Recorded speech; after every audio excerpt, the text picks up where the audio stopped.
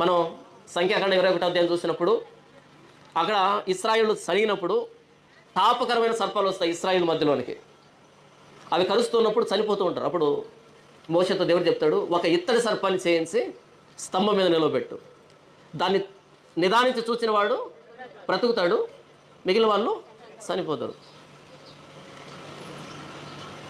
ఒకవేళ అదేంటండి, పాము గరిస్తే పాముకి యాంటీవెనం ఇవ్వాలి కదా, యాంటీడోట్ ఇవ్వాలి కదా, అలా చూస్తే ఎలా బ్రతుకుతారండి? మరి సనీత పాములు ఎక్కడి నుంచి వస్తాయండి? అంతే కదా. అంతవరకు లేని పాములు, అన్ని సంవత్సరాల ప్రయాణంలో లేని పాములు అప్పుడు ఎందుకు వస్తాయండి? ఎక్కడి నుంచి వస్తాయండి? పోయి శనిగ్రహంలో ఎందుకు వస్తాయండి? మిగతా వాళ్ళు ఎందుకు వదిలిపెడతాయండి? అది కూడా లాజికే కదా.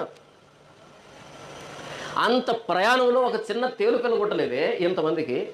ఉన్న పలంగా సనిగినప్పుడే సనిగిన వాళ్ళనే ఇన్ని పాపులు ఎందుకు కలిసి ఎక్కడి నుంచి వచ్చాయవన్నీ ఒక్కసారిగా తెలియాలి కదా. ఆయన ఆజ్ఞాపిస్తే మిడతల దండు వస్తుందని ఐగుప్తులో అర్థం కాలేదా? ఆయన ఆజ్ఞాపిస్తే కప్పులు ఫరో పడగదిలోకి వస్తాయని అర్థం కాలేదా? ఆయన ఆజ్ఞాపిస్తే పేలు వస్తాయని తెలియదా? ఈగలు వస్తాయని తెలియదా? ఆయన ఆజ్ఞాపిస్తే వడగళ్ళు పడతాయని తెలియదా?